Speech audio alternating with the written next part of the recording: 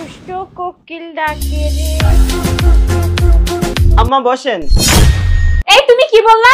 তুমি কার অনুমতি নিয়ে তোমার আম্মাকে এই বাসায় নিয়ে আসছো? তুমি জানো না তোমার আম্মাকে আমি সহ্য করতে পারি না? আরে তুমি এত উত্তেজিত কেন হচ্ছ? আম্মা আসছে, কয়েকটা দিন আমাদের বাসায় থাকুক, এতে সমস্যার কিছু নাই তো, তাই না? এই মহিলা, আপনার লজ্জা শরম বলতে কোনো কিছু নেই? আপনাকে কতবার বলেছি আমার বাসায় আসবেন না, তারপর বেহায়ার মতো আমার বাসায় কেন আসছেন? হ্যাঁ বেহায়া। আম্মা আসছে আমাদের বাসায়, কয়েকটা দিন থাকুক না, খাওয়া দাওয়া করুক, এরপরে আম্মাকে বড় ভাইয়ের বাসায় রেখে আসবো। আর মাত্র কয়েকটা দিনেরই তো ব্যাপার, তাই না? তুমি মানিয়ে নাও না। মানিয়ে নিব? আর কি বললা? তোমার আম্মা 2-3 দিন এই বাসায় থাকবে, একদিনও না, এক সেকেন্ডও না। তুমি এক্ষুনি তোমার আম্মাকে নিয়ে এই বাসা থেকে বের হয়ে যাবে। তুমি জানো না তোমার আম্মাকে আমি সহ্য করতে পারি না, তারপর কেন তোমার আম্মাকে তুমি নিয়ে আসছো? তুমি শান্ত হও, আমি একটু বাজারে যাচ্ছি, তুমি আম্মার দিকে খেয়াল রেখো, ঠিক আছে? এই তোমাকে না বলছি তোমার আম্মাকে আমি সহ্য করতে পারি না। তোমার আম্মাকে তুমি এক্ষুনি তোমার ভাইয়ের বাসায় রেখে আসবে। আর কি বললা? তুমি বাজারে যাবে? কার জন্য বাজার করতে? তোমার আম্মার জন্য? ওরে বাবা, আমার শপিং এর জন্য তো তখন একটা টাকাও তো বের হয় না পকেট থেকে। এখন তুমি আম্মা আসছে, এখন বাজার করতে যাবে? বাহ ভালো। আর এই মহিলা আছে 2 দিন পর পর খালি আমার বাসায় চলে আস, গিলতে আসেন। যান বের হন আমার বাসা থেকে, এক্ষুনি বের হবেন। তোর মাকে আর আমি এক সেকেন্ড সহ্য করতে পারছি না। তুই বের করবি না, তোর মাকে আমি ঘর ধাক্কা দিয়ে বের করব। আর কি বললি? তুই বাজার করে নিয়ে আসবি, তাই না?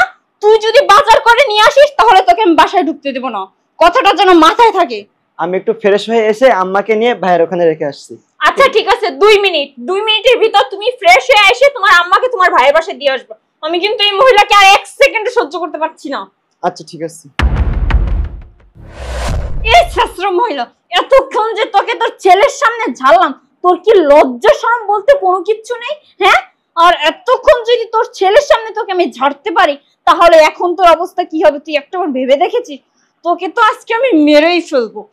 আর কি 2 দিন পর পর আমার বাসায় আসিস, কি গিলতে আসিস? হ্যাঁ, জিভে এত বড় হয়ে গেছে, আজকে তোর জিভ আমি একেবারে কাইটেই ফেলবো। অন্য ছেলেদের বাসায় যেতে পারিস না, 2 দিন পর পর খালি আমার বাসায় আসিস কেন? গিলতে আসিস? হ্যাঁ, এত খাই খাই কেন?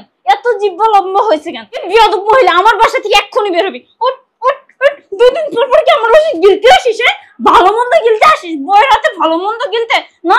তোর জবাব আজকে ভালো মন্দ গিলতে আসিস?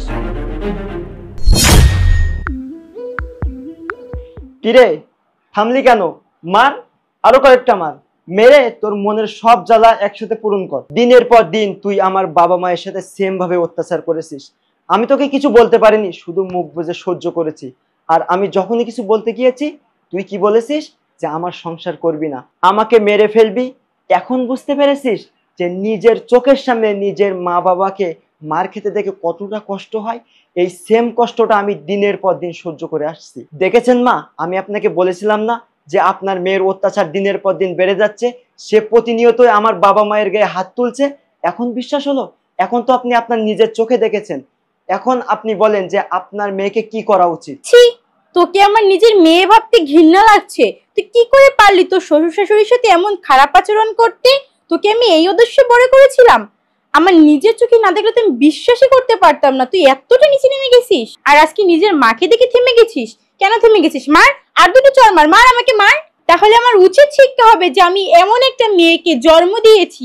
ছি, আমি জামাই বাবার সামনে কি করে মুখ দেখাবো? লজ্জায় তোমার মাথা হেট হয়ে গেল।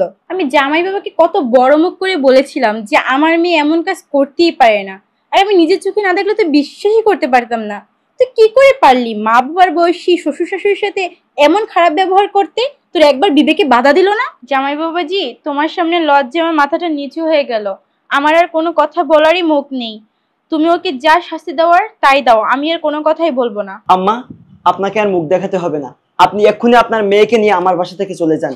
যে কিনা আমার মা বাবাকে তার নিজের মা বাবা ভাবতে পারে না, যে কিনা আমার ফ্যামিলি মেম্বারদেরকে সহ্য করতে পারে না, যে কিনা সব সময় তার নিজের পরিবার নিয়ে ব্যস্ত থাকে, আমার পরিবারকে তো সে কিছু মনেই করে না, তার মতো মেয়ের সাথে আমি কিভাবে সংসার করব? আপনি আপনার মেয়েকে নিয়ে এক্ষুনি চলে যান, আর সময় হলে আমি ডিভোর্স লেটার পাঠিয়ে দেবো। হৃদয়, আমি যে ভুলটা করেছি জানি সেটা ক্ষমার যোগ্য না, তারপরও তোমার কাছে আমি ক্ষমা চাইছি। আমি যা করেছি ভুল করেছি, তোমাকে প্লিজ মাফ করে দাও।